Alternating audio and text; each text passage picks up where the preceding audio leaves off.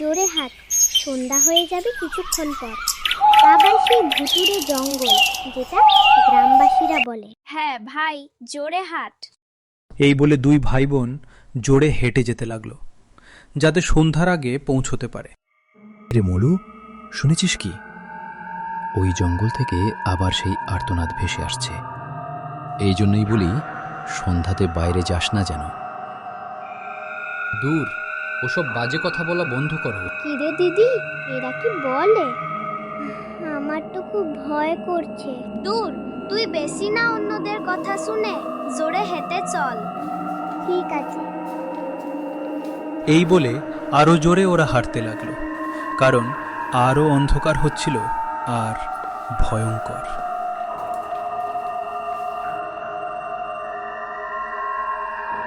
তারপর তারা যেতে যেতে ভয়ঙ্কর শিয়াল আর নেকড়ের ডাক শুনতে পায়।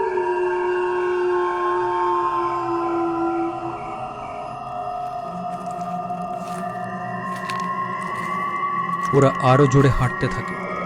তারপর তারা জঙ্গলের মধ্যে প্রবেশ করে। জঙ্গলটি ছিল খুব ভয়ঙ্কর ও গভীর। দিদি খুব ভয় করছে। ভাই, ভয় পাস না, জোরে চল। দিদি, ওই দেখ, শয়তান আসছে। ভাই, আমারও খুব ভয় করছে। কে তুমি? এই বলে দুই ভাই বোন খুব ভয় পেয়ে যায়। তখন শয়তান বলে, তোরে ভুল করে আমার জঙ্গলে চলে এসেছিস, এবার তোদের কিল করব। তখন দুই ভাই বোন জোরে হেঁটে পালাতে লাগলো ও শয়তান তার পিছু করতে লাগলো।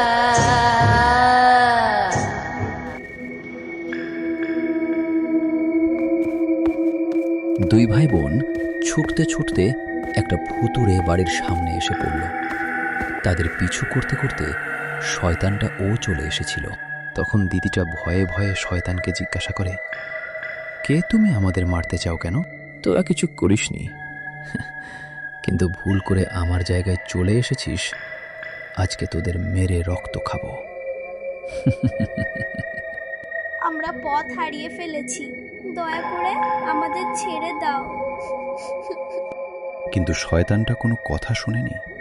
তারপর সে তার বিকট ভয়ঙ্কর শব্দ করতে করতে তাদের দিকে এগিয়ে আসে। ক্যাথলিক্স তখন ভাই বোন ভয়ে অজ্ঞান হয়ে যায়।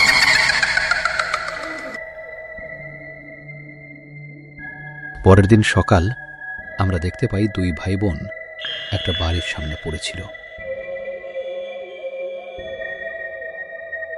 দিদি, তুই ঠিক আছিস? হ্যাঁ ভাই, আমি ঠিক। তুই ঠিক আছিস তো? আর কালকে কার ভূত ভূত কোথায় গেল? আর সেই জঙ্গল ছিল। এই বলে দুজন কালকে কার ঘটনা বলা বলি করছিল। তখন পাশের বাড়ির কাকা কাজে যাচ্ছিল। তখন তাদের দেখে দাঁড়িয়ে পড়ে এবং বলে, কিরে, তোরা রাত থেকে বাড়িতে যাসনি? তোদের বাবা খুঁজছে তো তোদেরকে। না কাকু, মানে ভূত ছিল, ভয়ঙ্কর। কি সব ভুল হাল বকছিস, বাড়িতে যা। এই বলে কাকু নিজের কাজে চলে গেল আর ওরা বাড়ির দিকে।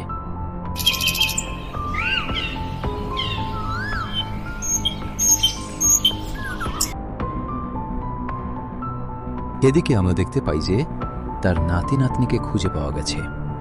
তার ঠাকুমা জানত না, তাই তার ঠাকুমা গ্রামের লোকেদেরকে বলতে চাই, বলে যে, বাবুরা, তোমরা কি আমার নাতি নাতনিকে দেখেছো? কালকে থেকে খুঁজে পাওয়া যাচ্ছে না। না মাসিমা, দেখিনি।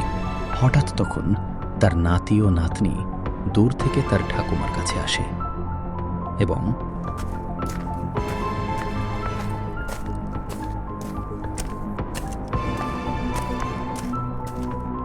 তখন তার ঠাকুমা পিছনে ঘুরে তাদেরকে জিজ্ঞাসা করে, কোথায় ছিলিস তোরা? ঠাকুমা, সে খুব বড় গল্প, ভুতুড়ে জায়গা, গভীর জঙ্গল ছিল। তারপর ঠাকুমা বলে যে, আগে বাড়িতে চলো। এই বলে সবাই বাড়ির দিকে যেতে লাগলো। কিন্তু তারপর ছিল বড় মাঠ। তখন সবাই তারা সেই বড় মাঠ তাড়াতাড়ি পার করতে থাকে, যাতে তাড়াতাড়ি বাড়িতে যেতে পারে।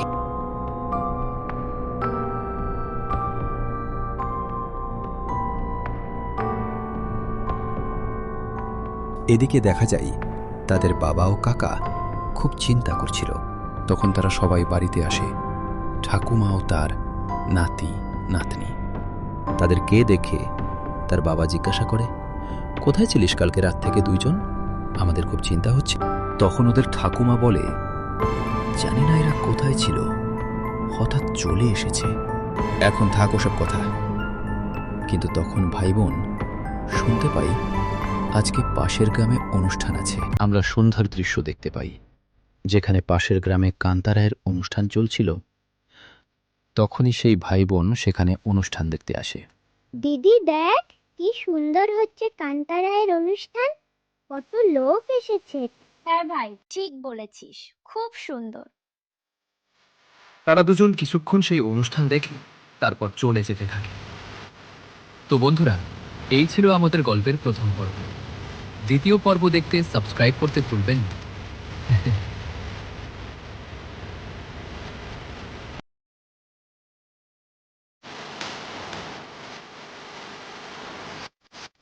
Subscribe for part 2.